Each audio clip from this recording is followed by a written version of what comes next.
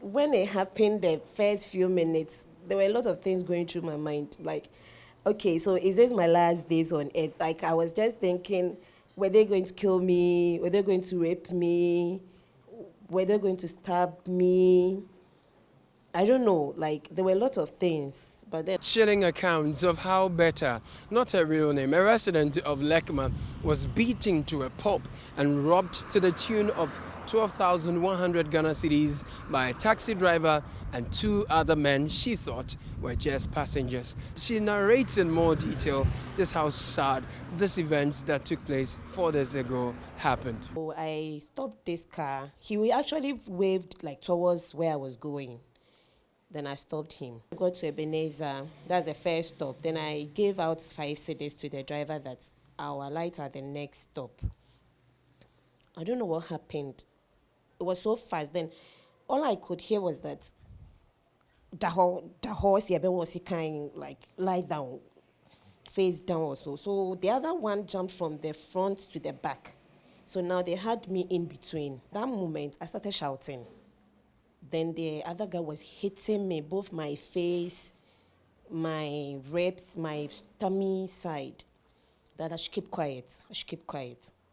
Then I kept quiet. Her attackers were mercilessly brutal. Her cry for help would not resonate with them, even when she lied that she was pregnant. Then they asked for my Momo pin. So I could feel that we were maybe either a traffic light or so, because it was stopped and then I could hear people. So I started shouting again. Then the driver increased the volume set of his, I think, music or so. And then the other one was, that time I got the beatings of my life. He opened up my zip because I was wearing a jeans bra, pulled the bra down, pulled my top up, and was just punching my tummy, my rib area. Then I shouted and I told him that I was pregnant because that was the lie that could come from my, he said he doesn't care. So he was just punching. He said I wanted them to be caught. And then when they cut them, like, do I know what they will? So at that point, he went and I was like, you'll kill me. He said I should die. So when he was just punching my face, my everywhere. But the guy that my face was in between his legs was also telling him that, okay, he should take it easy on my face because I'm fair. He said he doesn't care. It was an operation that lasted more than 2 hours. Eventually, they kicked her out of the moving car. They got a rag, I don't know where they got it from, stuck it into my mouth, got a cloth, then wrapped it on my face. Then they said that they are looking for a place so that they can drop me, or so I should keep quiet. But if I should shout again, I wouldn't like it. So I kept quiet. And so we got somewhere, and then they said the place was okay. But I don't know if they are very familiar about of the area, because when the driver is driving, then they will tell him to no, pass here. Oh, now I've told you this place is not good, so go here. Then they will go and they were like, oh, this place too is not good. So they keep turning. So throughout this, from 5 or the time they abducted me, they hadn't stopped, apart from maybe the traffic light or so. They had the trotro saying circle. That's when I realized that, okay, I was around Bush Road, just before the Gwell station to the Laboma Junction. That place can really be dark. So some cars were passing. I tried stopping them. No one minded me. The bruises on her face are still very raw and fresh. Her face, her side, her arms, all over.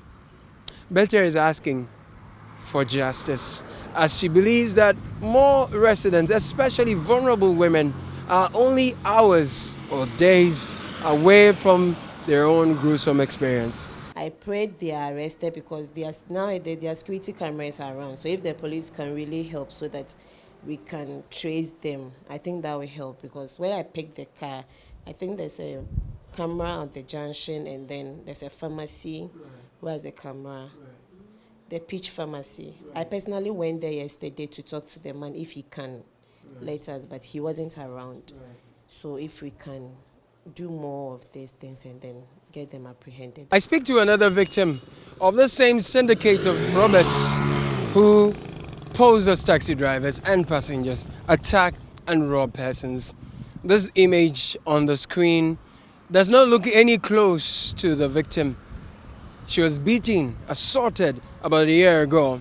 Seeing her, she looked much different now, but the trauma still remains as she narrates to me her painful ordeal from last year. I was going for a night shift around 7:30 p.m.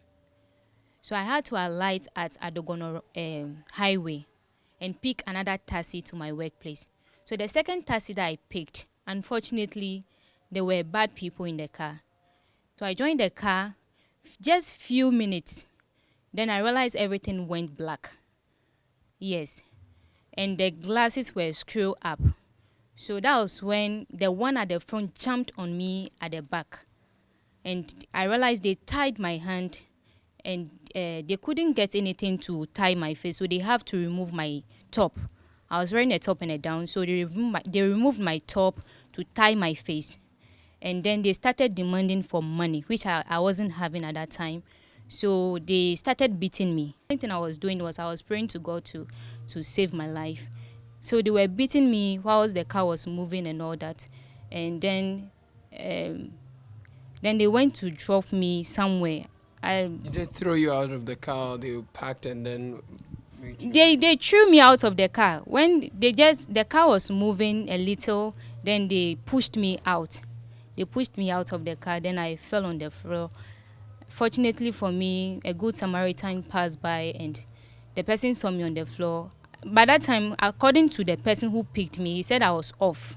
You were unconscious? Yes, I was unconscious. We're speaking to two people, but there's a concerned resident here who tells us that the victims of these perpetrators are more than we have spoken to. Tell us, how many more of such people do you know? I'm a nurse. I work in one of the hospitals in Teshie. So for me personally, one of my friends, who's a church friend, she was first attacked, I think, about 5 years ago. And then another church young lady I mentored was also attacked last year. And then about 3 people from my facility where I worked have been attacked. And I know colleagues at another facility in the same area that have also been attacked. That when you go to town and you are coming home, if you want a boat or taxi after 6 p.m. to bring you to Teshie, most of them will not come because of the security issues in Teshie.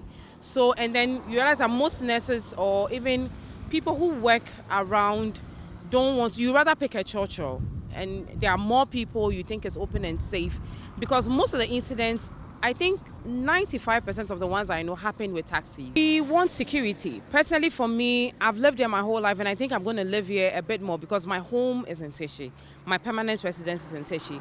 I have girls who are growing up. I have a son. I have my friends who have their children growing up in Teshie. And we pick cars, we pick taxis to church, to work and back. And we just want to be safe. I mean, we have the divisional police at Nungwa Brigade. We have the Teshie one at R0bbery.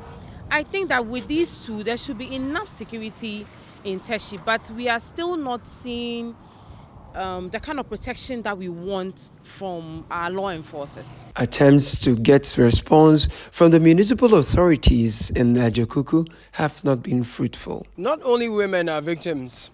Some of the accounts we've heard from the grounds indicate that some men also, young ones, get attacked and robbed.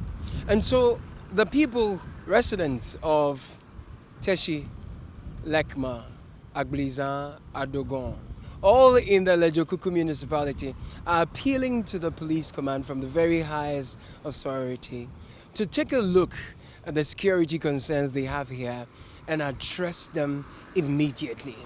Caleb Kuda, Channel One Television.